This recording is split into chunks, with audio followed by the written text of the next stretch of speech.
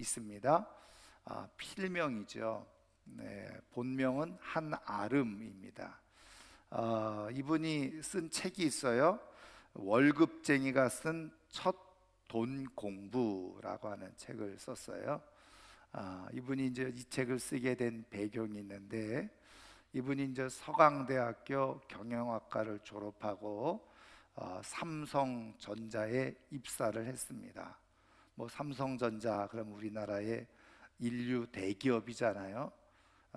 연봉도 꽤 높고, 그래서 평상시에 자기가 꿈꾸고 기대했던 삶, 아주 우아하고 품위 있는 삶을 살아보겠다, 그렇게 생각을 하고 입사하자마자 마이너스 통장을 만들었습니다. 그리고 자기가 우아하고 품위 있게 자기가 생각했던 대로 삶을 살아가게 된 겁니다. 그래서 1년여 정도 그렇게 이제 지내고 보니까 자기에게 남은 거는 마이너스 통장에 빚이 3천만 원 남겨져 있더라는 거죠. 그때가 나이 27살이었다는 겁니다. 계산해 보니까 1년 동안 자기가 쓴 돈이 9천만 원이었다는 거예요.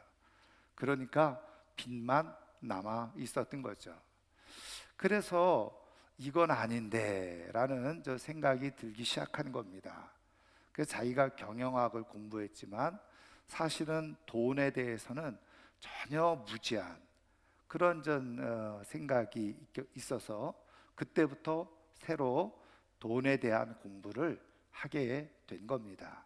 그래서 자기가 이제 30살, 32살까지 이제는 돈을 좀 모아봐야 되겠다. 그것이 자기의 인생을 우아하고 품위 있게 할 수 있는 힘이 되겠구나. 그래서 열심히 돈을 모았다는 거예요. 그래서 32살에 2억 원의 돈을 모으게 되어졌다는 거죠.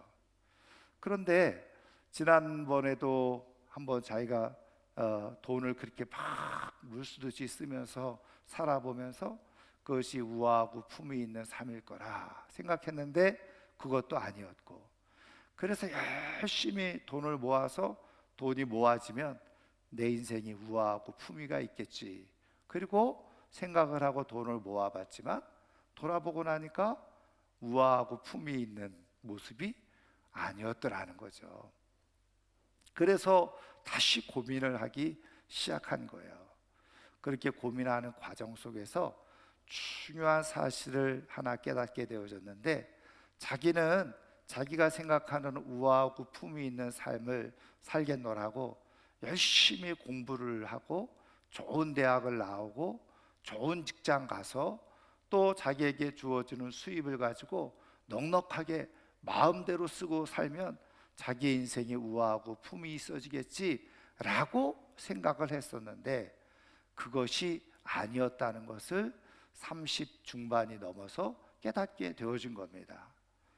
그리고 나서 다시 한번 자기의 삶을 깊이 돌아보면서 한 가지 중요한 사실을 깨달았는데, 자기 인생의 진짜 참된 품위 그리고 우아함은 자기가 무엇인가 목적을 두고 그 일에 성실하게 주어진 책임을 감당하면서 삶을 살아가는 그 모습, 그것이 진짜 자기의 인생을 아름답게 하고 우아하게 하고 품위 있게 하는 그런 모습이었다는 것을 발견하게 된 거죠.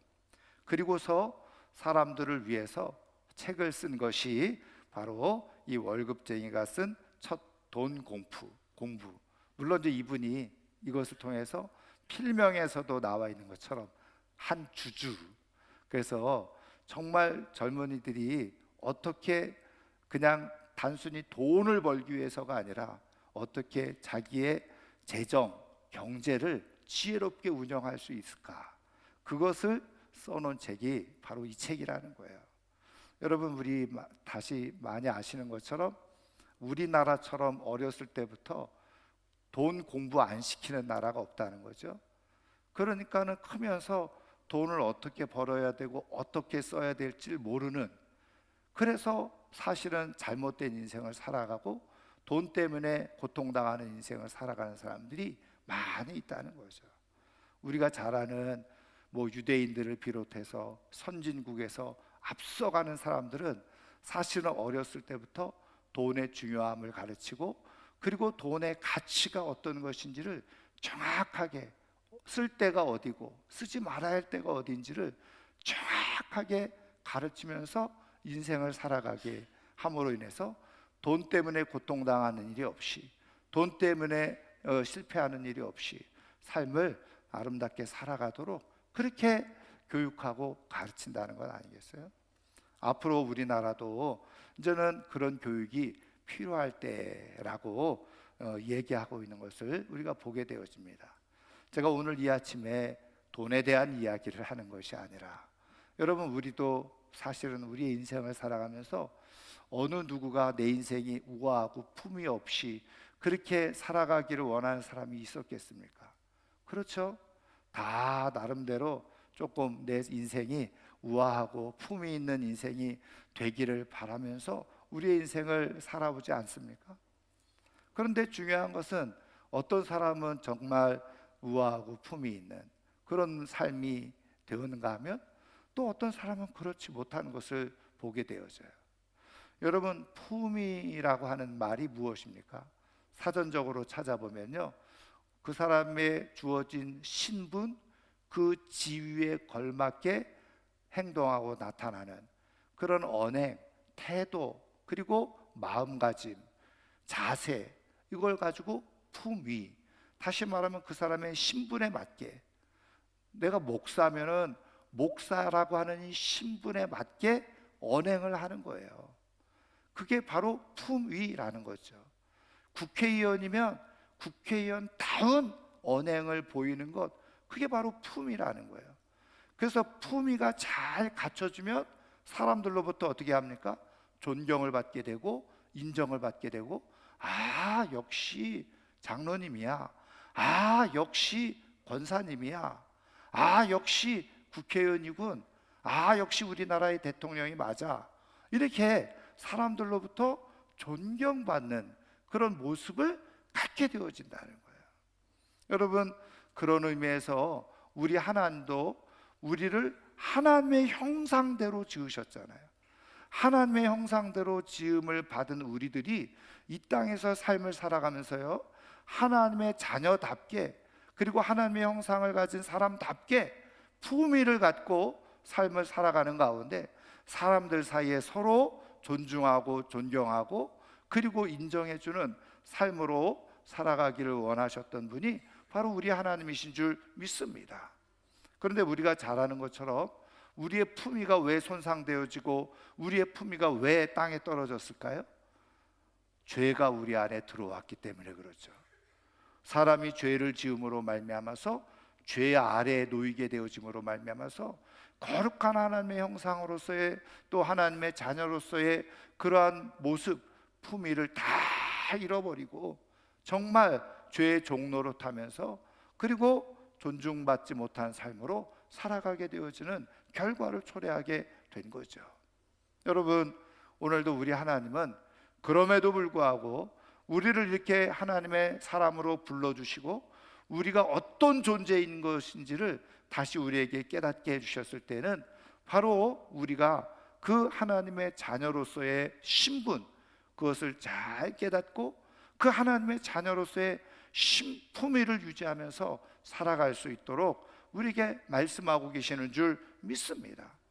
저는 오늘 이 아침에 나온 우리 사랑하는 모든 성도님들이 하나님의 자녀로서의 그 정체성, 본분, 신분을 잘 깨닫고 거기에 걸맞게 정말 세상에서 사람들이 역시 예수 믿는 사람, 하나님의 사람은 좀 다르지, 그렇게 인정받으면서 살아갈 수 있는 하나님의 사람들 꼭 될 수 있기를 주님의 이름으로 축원합니다. 그러면 우리에게 주어지는 하나님의 자녀로서의 품위가 어떤 것이냐 하는 거죠. 여러분, 말씀드린 것처럼 성경을 통해서 하나님은 우리가 하나님의 자녀로서 이 세상에서 살아가야 될 모습에 대해서 아주 자세하게 구체적으로 잘 말씀해 주고 있어요. 여러분 성경을 통해서 그것을 정리하면은 이런 것 아니겠어요? 사랑하는 삶을 살아가는 것, 그리고 용서하면서 삶을 살아가는 것, 베풀고 나누면서 삶을 살아가는 것, 이런 것들이 정말 하나님의 자녀로서 품위를 드러내고 나타나면서 살아가는 모습이라는 거예요. 그런데 여러분, 우리는 그것이 내 삶의 품위를 그리스도인으로서 하나님의 자녀로서 품위를 나타내면서 살아가는 것이라고 알고 있지만 그게 왜 잘 되지 않느냐? 그러면 어떻게 그런 삶을 살아갈 수 있느냐?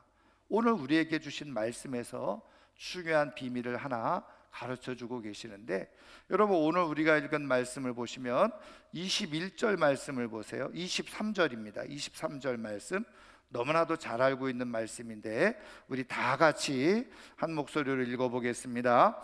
모든 지킬 만한 것 중에 더욱 내 마음을 지키라. 생명의 근원이 이에서 남이니라. 아멘. 여러분, 지금 이 말씀은 이 솔로몬 왕을 통해서 그 솔로몬 왕이 자기의 후손들, 그렇죠? 아들들에게 주는 말씀이잖아요. 그래서 우리가 전통적으로 어쨌든 이 잠언은 솔로몬에 의해서 기록되어졌다라고 보고 있습니다. 근데 여러분, 그냥 단순히 3000년 전에 솔로몬이라고 하는 지혜자가 그 자녀들을 위해서 준 말씀입니까? 아니죠. 이것이 우리 가운데 성경으로 들어왔을 때 하나님께서 이것을 통해서 우리에게 말씀해 주고 계시는 지혜가 있다는 거예요. 그러니까 솔로몬을 통해서 하나님께서 말씀해 주시는, 다시 말하면 이 왕으로서, 왕의 자녀들로서 이 세상 가운데서 왕의 품위를 지키면서 살아갈 수 있는 비밀이 무엇인가, 그것을 지금 담아서 말씀해 주고 있다는 거예요. 여러분, 성경은 오늘 이 시대에 그리스도인들을 뭐라고 표현하고 있습니까? 왕 같은 제사장이다. 여러분, 그래서 이 말씀을 통해서 하나님께서 거룩한 하나님의 자녀로서 우리가 이 땅에서 품위를 잃지 않고 살아갈 수 있는 비밀을 우리에게 가르쳐 주고 계시는 거예요. 여러분, 이 말씀을 통해서 다시 한번 우리가 그리스도인으로서 왕 같은 제사장으로서 이 거룩한 신분에 걸맞게 정말 세상으로부터 정말 존중받고 인정받고 살아갈 수 있는 그 품위가 우리 가운데 나타날 수 있기를 주님의 이름으로 축원합니다. 여러분, 사람들이 오해하고 있는 것 중에 하나가 뭐예요? 품위, 우아함, 그러면 뭔가 화려하게 잘 치장을 하고 꾸미고 그런 것을 외적으로 생각할 때가 많이 있어요. 그러나 그렇지 않아요. 오늘 말씀을 보면 그 모든 품위의 중심은 어디로부터 나온다는 거예요? 마음으로부터 나온다는 거예요. 마음을 잘 지키지 못하면 품위 있는 삶을 살아가지 못한다는 거예요. 반대로 마음을 잘 지키면 정말 그리스도인으로서 제대로 된 품위 있는 그런 모습을 가지고 살아갈 수 있다는 거죠. 여러분, 그런 것을 통해서 우리가 살펴볼 때, 여러분, 사람들은 좀 돈이 있어야 품위가 생기지 그렇게 생각해요. 아니면 사회적인 어떤 높은 지위를 가지고 있어야지 뭔가 폼이나고 품위가 있지, 아니면 뭔가 세상적으로 사람들이 알아줄 만한 그런 학력과 학벌을 가지고 있어야지 품위가 있지, 이렇게 생각하지만 성경은, 하나님은 그런 것으로 우리의 품위를 드러내고 나타날 수 있는 것이 아니라 바로 우리의 마음가짐, 그것을 통해서 우리가 품위가 있는 삶이 되어지는지 아닌지를 우리에게 말씀해 주고 있다는 거예요. 그러니까 이것이 돈과 상관이 없는 거예요. 학력과 상관이 없고 학벌과 상관이 없고 세상적인 지위와 상관이 없고 내가 몇 평짜리 집에 살고 있느냐, 그것과 상관이 없이 내 마음이 어떤 마음을 가지고 있느냐에 따라서 하나님이 보실 때 그 인생이 품위 있는 인생이 되고, 또 사람들의 눈에도 비록 없어도 작은 집에 살아도 저 사람은 향기가 나, 빛이 나, 이렇게 인정되어지는 삶이 있고요. 아무리 의리의리한 집에 화려한 명품으로 다 채우고 좋은 차를 타고 다녀도 사람들이 어떻게 해요? 아유, 저게 인간이야? 저게 사람이야? 이렇게 말하는 사람이 있는 거예요. 저는 오늘 말씀을 따라서 하나님께서 인정하시고 또 세상으로부터 정말 빛나는 인생이다, 우아한 인생이다, 품위 있는 인생이다 인정받으며 살아가는 하나님의 사람들 되기를 주님의 이름으로 축원합니다. 이때 하나님께서 말씀해 주시는 게 뭐예요? 마음을 잘 지키라는 거예요. 여러분, 그런데 문제는 어디에 있느냐? 우리가 내 마음이라고 생각하는데 내 마음을 나도 모를 때가 있다는 거예요. 내 마음을 나도 내 마음대로 하지 못할 때가 있다는 거예요.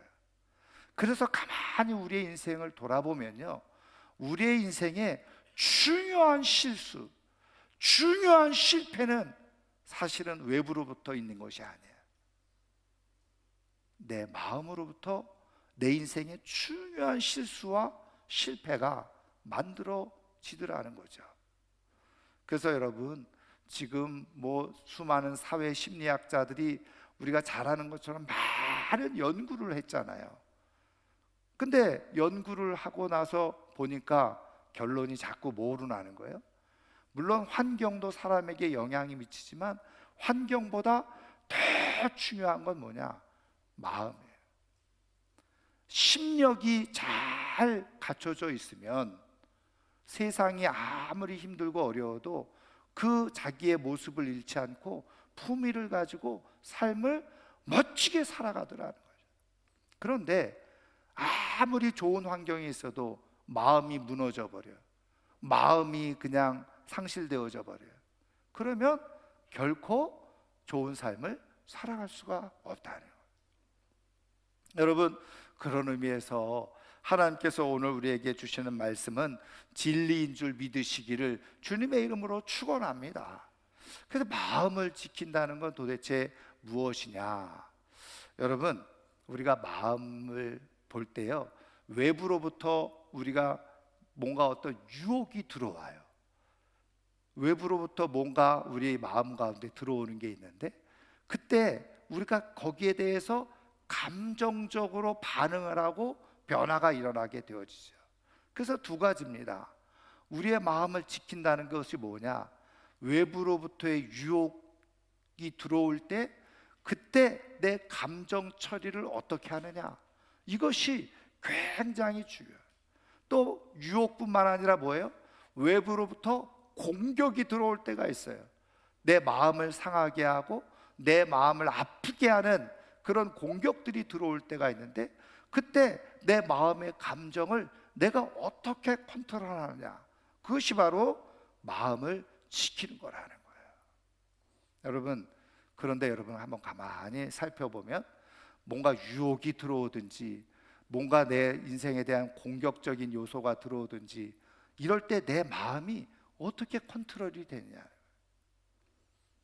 여러분, 이것을 잘 컨트롤 되어진 사람들이 품위 있는 삶을 살아가는 거예요. 우아한 삶을 살아가는 거예요. 하나님께서 성경을 통해서 말씀해 주시는 거룩한 하나님의 자녀로서의 삶을 살아가는 능력이 나타나게 되어지는 거예요. 여러분, 마음을 잘 지키지 못해서 무너진 인생이 있죠. 여러분, 대표적으로 누굽니까? 바로 구약 성경에 보면 사울 왕이잖아요.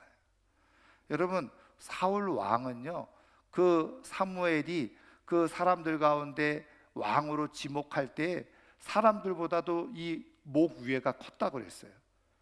그만큼 키가 크고 용모가 준수한 사람이었는데, 그런데 왕을 세우려고 찾아갔을 때요, 이 사울 왕은 그 짐 사이에 숨었다고 그랬어요. 사람들 사이에. 그만큼 내성적이고 부끄러움을 아는 그런 겸손한 사람이 바로 사울 왕이었어요. 그런데 그가 왕으로 기름 부음을 받고 하나님이 도와주시는 은혜 속에서 전쟁에 나가서 승승장구하면서 어떻게 해요? 자기의 본분을 잃어버리기 시작하죠. 교만해지기 시작하는 거예요. 그때 마음속에 틈타고 들어온 유혹이 있었죠. 그것이 무엇이었습니까? 아니, 전쟁에 나가서 승리하고 돌아오면 사람들이 뭐라고 환호성을 쳤냐면 다윗이 죽인 자는 만만이요 사울이 죽인 자는 천천이라. 그러면서 다윗과 자기를 비교하기 시작하는 소리를 듣기 시작하는 거예요. 그때 사울의 마음이 굉장히 불편했어요. 그래서 어떻게 합니까? 다윗을 죽이기로 마음을 먹었는데 성경은 뭐라고 표현하고 있느냐? 그 사울의 마음속에 악신이 들어갔다는 거예요. 그러니까 여러분 말씀드린 것처럼 사울은 부끄러워하는 사람이었고 내성적인 사람이었고 겸손한 사람이었어요. 그런데 어떻게 해요? 그 마음 관리를 제대로 하지 못하는 거예요. 그러다 보니까 그 시기심과 질투심에 의해서 악신이 자기의 마음에 들어오게 되어지고 결국은 그의 인생이 어떻게 해요? 처절하게 불행한 인생으로 실패한 왕으로 그렇게 떨어지고 마는 것을 우리가 보게 되어지죠. 여러분 왜 그렇습니까? 외로부터 들어오는 여러 환경과 상황 속에서 자기의 감정을 지배하지 못하는 거예요. 지켜내지 못하는 거예요. 여러분 반면에요, 또 어떤 사람이 있는가 하면 우리가 신약 성경을 읽어보면 세례 요한이 등장을 하죠. 여러분 세례 요한이 어떤 사람입니까? 예수님 앞에서 예수님을 증거했던 사람이었는데 그 얼마나 그 말씀에 권세가 있고 능력이 있었는지 수많은 사람들이 와가지고 세례 요한에게 와서 어떻게 해요? 회개를 하고 세례를 받고, 심지어는 군인들, 그 당시에 내노라 하는 바리새인들조차도 세례 요한에게 와서 무릎을 꿇고 세례를 받는 그런 역사들이 일어나게 되어졌어요. 그러니까 그를 따르는 제자들도 많아지게 되어졌고, 사람들 사이에서 웅성웅성 어떤 소리가 있었습니까? 야, 저 세례 요한이 우리를 위해서 온 메시아가 아닐까? 그래서 사람들이 와가지고 자꾸 당신이 메시아냐고 묻는 거예요. 여러분 그때 이 세례 요한이 자기 마음을 제대로 관리하지 못하고 지켜내지 못했다고 하면 사람들이 야, 나를 이렇게 생각하고 있구나 그러면서 얼마든지 메시아 행세를 해도 하나도 흠이 없을 만한 그런 능력과 권위를 가지고 있었던 사람이 세례 요한이었죠. 근데 여러분 우리가 성경을 통해서 알고 있듯이 세례 요한은 사람들이 그렇게 자신을 추종하고 자신을 높이고 자신을 마치 메시아처럼 그렇게 생각하고 따라오는 상황 속에서 철저하게 자기의 마음을 지킨 거예요. 그래서 예수님을 통해서 어떻게 해요? 이 땅에서 모든 사람들보다 가장 최고의 사람이라고 인정을 받는 그런 축복이 그의 인생 가운데 있었죠. 여러분 세례 요한은 물론 우리가 알고 있는 것처럼 그 헤롯 왕에 의해서 참수를 당해요. 그럼에도 불구하고 그 인생이 실패한 인생이라고 말하지 않고 오히려 그렇게 참수를 당했음에도 불구하고 사람들은 그 세례 요한의 삶과 인생을 정말 품위 있는 하나님의 사람으로서 품위를 잃지 않고 살았던 사람인 것을 고백하고 선포하고 있는 것을 보게 되어져요. 여러분 왜 이런 차이가 있었던 겁니까? 바로 마음을 지켰느냐 지키지 못했느냐. 그래서 오늘 하나님은 우리에게 어떻게 역사하고 계시느냐, 우리의 인생이 하나님의 자녀로서 정말 세상 사람들 또 하나님 눈에 볼 때 품위 있는 인생 되게 해주고 싶으셔서 하나님은 성령님을 통해서 오늘도 어떻게 해요? 우리의 마음을 지키도록 역사하고 계시는 분이 바로 우리 하나님이신 줄 믿습니다. 그럼 하나님은 우리에게 어떤 방식으로 우리의 마음을 지키도록 역사하고 계세요? 여러분 우리가 성경을 보면 그 마음을 끝까지 잘 지킨 분이 있죠. 누굽니까? 바로 예수님이시잖아요. 여러분 예수님은 우리가 잘 알고 있는 것처럼 40일 동안 금식하신 이후에 사단 마귀에게 광야에서 시험을 받잖아요. 근데 그 시험을 어떻게 해요? 말씀으로 넉넉히 물리치고 이기신 분이 바로 우리 예수님이시라는 거예요. 그래서 하나님의 아들로서 그 품위를 끝까지 지켜내신 분이 바로 우리 예수님이시에요.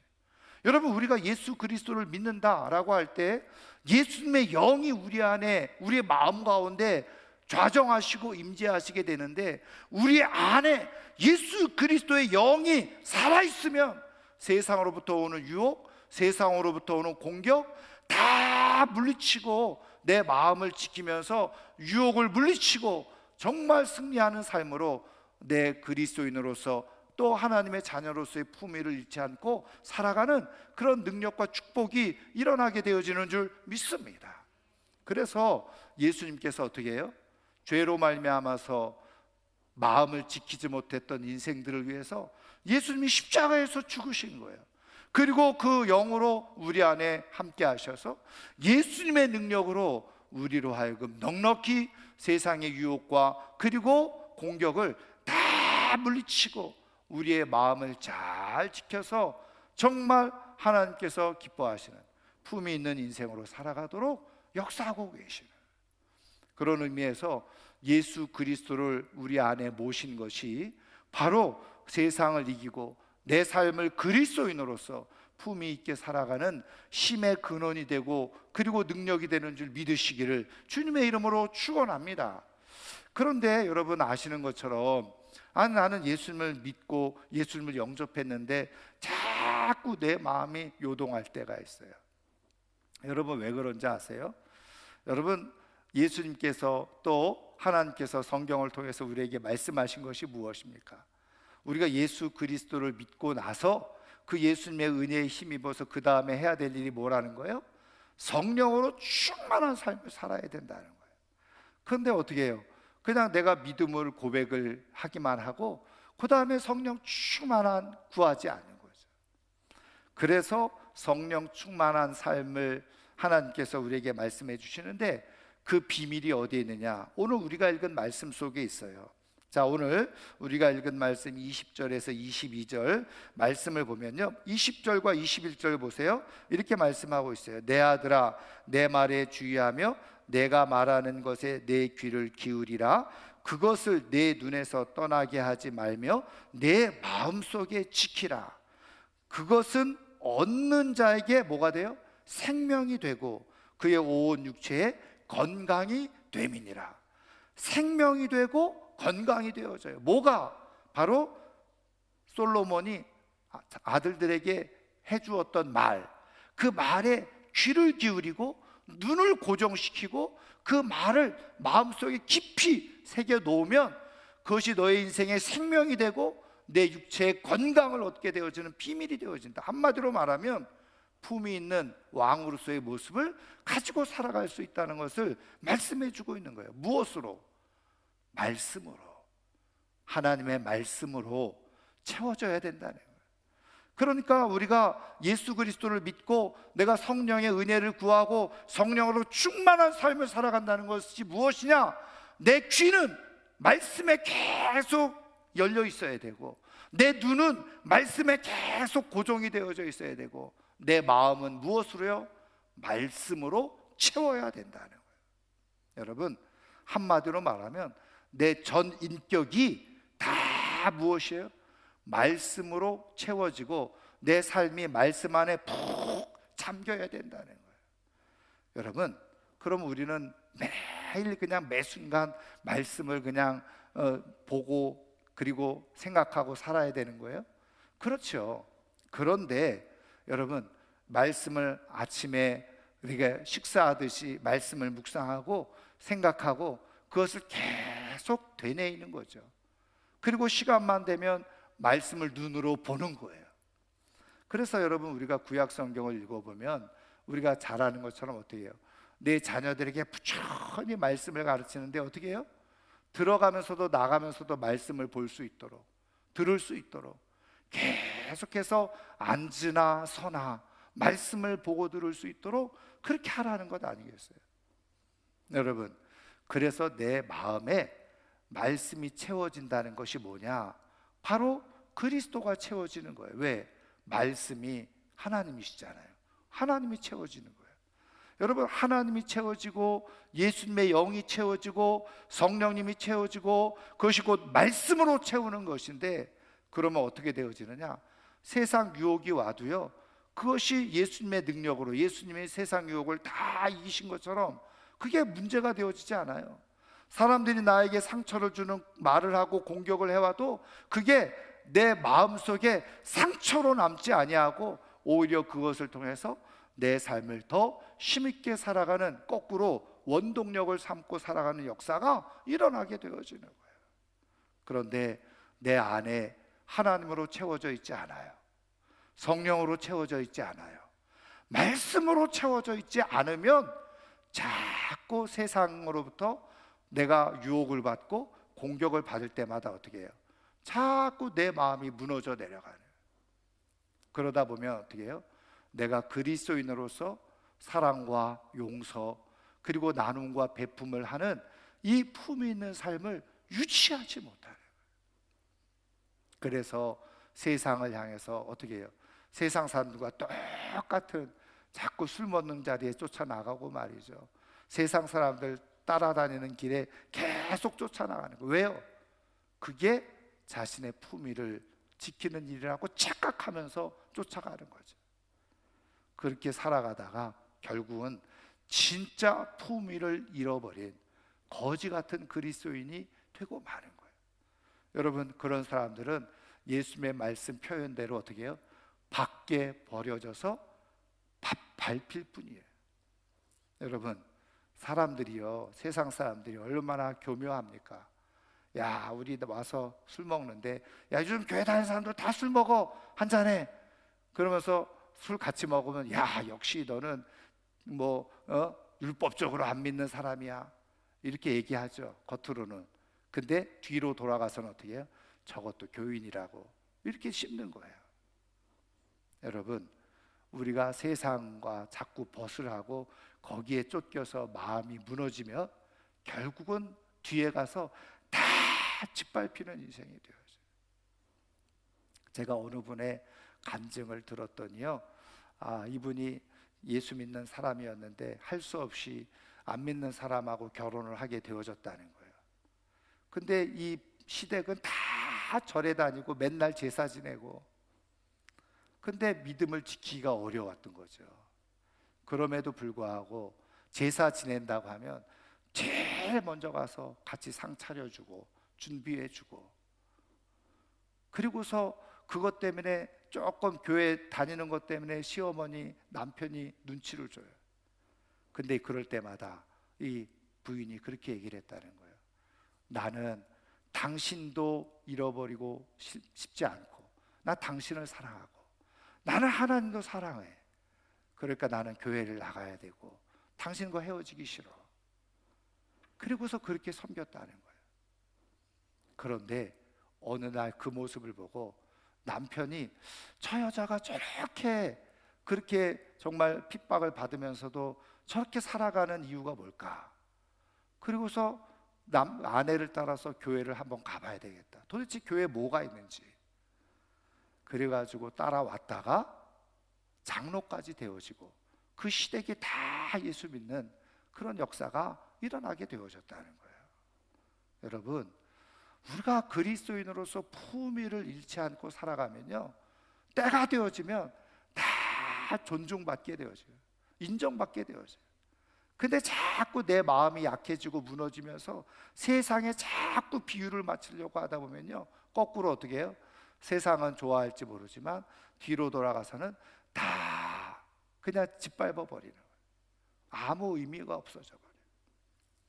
오늘 하나님께서 우리가 그리스도인으로 세상에서 품위를 유지하면서 살아갈 수 있도록 하기 위해서 오늘도 우리에게 말씀을 채우고 말씀으로 가득 채우면서 살아가도록 말씀하고 있는 것을 우리가 잘 새기고, 정말 말씀으로 온전히 채워져서 정말 끝까지 하나님 앞에서 품이 있고 세상으로부터 존중받는 그런 아름다운 인생이 될 수 있기를 주님의 이름으로 축원합니다. 여러분, 말씀드린 것처럼 세례 요한은 어떻게 사람들이 메시아처럼 그렇게 여길 만한 상황 가운데서 자기의 마음을 지켜낼 수 있었어요? 여러분, 성경을 보면 세례 요한은 광야에서 생활했다 그랬어요. 여러분, 광야에서 생활했다는 의미가 무엇입니까? 그냥 광야에서 아무것도 없이 살았다는 걸 의미할까요? 여러분, 유대인들의 의식 속에서는 광야에서 산다, 그 의미는 뭐냐면 하나님과 함께 산다는 것을 의미했어요. 그러니까 세례 요한은 얼마든지 세상에 나가서 세상으로부터 충분히 대접받을 수 있었음에도 불구하고 그것을 추구하지 않고 어떻게 해요? 광야로 나갔던 거예요. 거기에서 끊임없이 그는 하나님의 말씀을 들으면서 하나님과 함께하는 삶을 살아갔던 거죠. 여러분, 오늘 내 삶에 광야가 필요한 거예요. 광야가 어떤 곳입니까? 바로 주의 몸된 교회 안에서 계속 하나님을 예배하고 하나님께 기도하고 하나님께 귀를 기울이는 시간이 우리에게 필요하다는 거예요. 그래야지 우리의 마음을 지킬 수 있어요. 저는 세례 요한이 광야에서 나갔을 때마다 사람들과 있을 때 사람들로부터 막 그냥 높임을 받다가 광야에 나갈 때마다 그가 하나님으로부터 들었던 소리는 무엇이었을까요? 너는 광야에서 외치는 소리야. 너는 소리일 뿐이다. 너는 그 주의 길을 예비하는 예비자일 뿐이야. 그것을 계속 듣게 되어진 거예요. 그러다 보니까 어떻게 해요? 그래, 나는 주님을 예비하는 사람이지, 나는 소리일 뿐이지. 그리고서 계속 자기의 마음을 광야에서 하나님을 만나면서 자기의 마음을 다스리는 거예요. 여러분, 그렇게 되어졌을 때 여러분, 세례 요한은 끝까지 존중받는, 품위를 잃지 않고 살아가는 인생이 되어질 수 있었던 거예요. 사랑하는 성도 여러분, 하나님의 말씀을 듣기 위해서, 배우기 위해서 이 시대의 영적 광야 교회에 와서 끊임없이 말씀에 귀를 고정하고 눈을 고정하고 그 말씀으로 우리의 마음을 채워가고 우리의 모습을 잘 발견하는 가운데 그리스도인으로서, 하나님의 자녀로서 품위를 잃지 않고 살아갈 수 있는 존중받는 인생이 될 수 있기를 주님의 이름으로 축원합니다. 이제 말씀을 마치려고 하는데요, 여러분, 세계적인 경영의 귀재로 알려져 있는 피터 드러커라고 하는 분이 있어요. 2005년에 이제 세상을 떠났지요. 근데 이분이요 96세에 돌아가셨는데 96세에 돌아가시기까지 책을 39권이나 쓰셨어요. 대단한 분이죠. 근데 그 39권의 책이 아무도 안 보는 책이 아닙니다. 세계적으로 명저로 다 경영학에서는 그렇게 다 알려져 있는 책이에요. 근데 이분이요 그 우리나라에서도 한번 소개한 적이 되어진 적이 있는데 넥스트 소사이어티라고 하는 책이 출판을 했어요. 근데 그때 이분의 나이가 몇 살이었느냐? 93세였습니다. 93세에 그런 또 책들을 펴낸 거예요. 그래서 이제 기자들이 물었어요. 박사님이 지금까지 많은 책을 써냈는데 박사님이 쓴 책 중에 이게 가장 최고의 책이야, 이렇게 꼽을 만한 책이 있습니까? 이렇게 질문을 했어요. 그때 피터 드러커가 이렇게 얘기를 했다는 거죠. 내가 손꼽을 책은 바로 다음에 나올 책이다. 여러분, 93세가 돼서 책을 쓰고 나서 다음에 또 책을 쓸 계획을 가지고 있었던 거죠. 여러분, 피터 드러커가 왜 그렇게 학자로서 학자의 품위를 지키는 것은 나가서 뭐 정치하고 이러는 것이 아니라 정말 사람들에게 그 도전이 될 만한 책을 저술하는 게 학자의 책임이라고 생각을 한 거예요. 사명이라고 생각한 거예요. 그렇게 하는 것이 학자로서의 품위를 지키는 것이라고 생각을 하는 거예요. 그런데 피터 드러커가 왜 이런 생각을 하게 되어졌느냐? 그 일화가 있어요. 18살 때 이분이 오스트리아 비엔나, 빈이죠, 출신인데 그 18살 때 자기의 그 동네에서 그 오페라 공연이 있었대요. 오케스트라 공연이 있었던 거예요. 근데 그 작곡가가 누구였냐면 주세페 베르디, 아시죠? 유명한 사계라고 하는 그런 그 오케스트라 곡을 쓴 분이잖아요. 그러니까 굉장히 흥분이 된 거예요. 이분이 쓴 팜스타프라고 하는 그런 오페라를 가서 이제 보게 된 거죠. 그래서 가서 봤는데 자기가 듣고 있었던 그 명성과는 조금 다른, 그런 좀 부족한 모습이 보였던 거예요. 근데 자기도 그렇게 느낀 것이 아니라 그 다음에 언론이나 신문에서 나온 걸 보니까 조금 평판이 좋지 않게 나온 거예요. 그런데 이제 그 18살의 어린 마음이었지만 무슨 생각이 들었냐면, 아니 지금 나이가 벌써 70이 넘어가는데 지금까지 쌓아놓은 명성 가지고 그냥 삶을 살면 되지, 뭐 저렇게 또 일을 하다가 저렇게 오히려 명성에 누를 끼치는 그런 일을 할까? 자기가 어린 마음에 그런 생각이 들었다는 거예요. 그런데 그런 자기의 마음과 똑같은 생각을 가지고 있었던 기자가 있었는지 모르겠는데 그 기사가 신문에 난 거예요. 이 기자가 이분한테, 이 베르디에게 질문을 하는 거죠.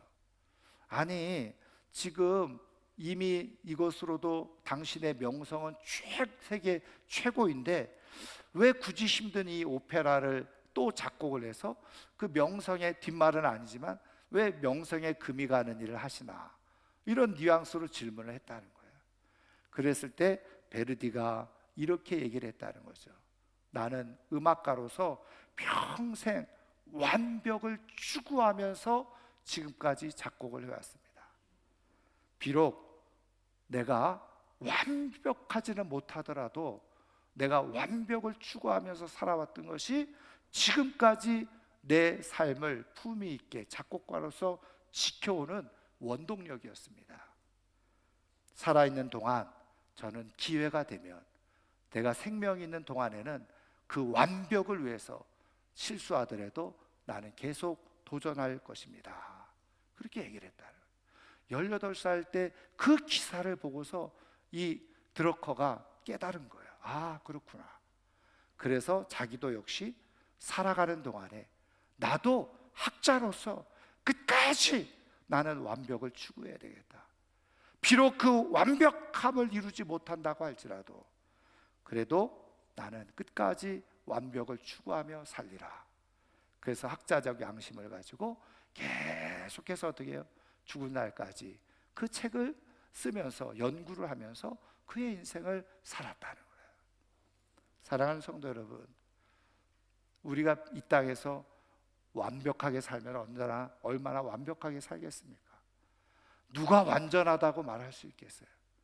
그러나 여러분, 우리가 하나님이 부르시는 그날까지 날마다 하나님의 말씀에 귀를 기울이고 내가 조금이라도 좀 더 완전한 삶을 살아갈 수 있다고 한다면 계속해서 그것을 도전하고 또 하나님 앞에 나아가서 정말 말씀을 사모하고 말씀을 붙들고 씨름하는 가운데 우리의 인생이 하나님 앞에서 가장 품위 있는 인생으로, 세상 앞에서 존중받는 인생으로 살아갈 수 있는 우리 모두가 꼭 될 수 있기를 주님의 이름으로 축원합니다.